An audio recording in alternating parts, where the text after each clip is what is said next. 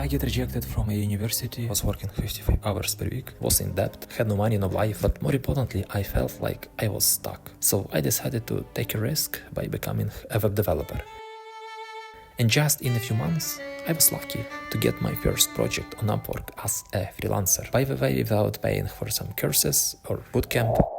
By end of this video, you will know exactly how much money I made, which lessons I learned, and more importantly, what I would do differently if I had to repeat it today.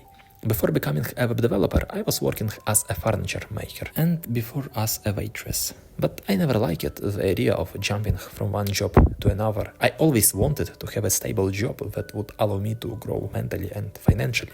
Back then, I had zero knowledge of the IT industry, but watching some YouTubers made me want to try, since I always wanted to create something from scratch and web development looked like a perfect opportunity. After making some analysis, I chose e-commerce as my main niche. In school, I already learned some basic of HTML and CSS, so as my first programming language, I chose PHP and MySQL as a database technology. After I chose PrestaShop as my first CMS to work with, I learned how to write the new modules to extend the default PrestaShop functionality.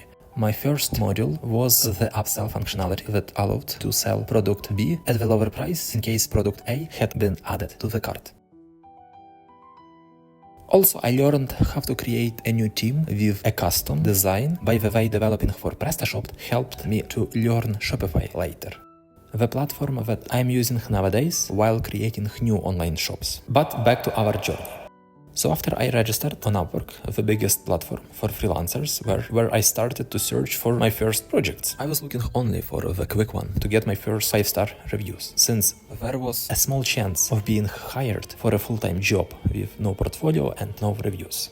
After sending many proposals, most of them which were ignored, I finally got a reply from a potential client where he sent me an offer.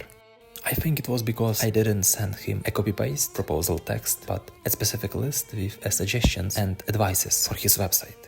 I spent half a day working on the project and received $125.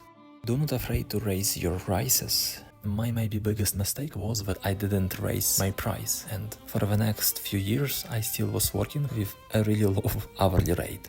But this is a subject for another video. Thank you. Bye bye.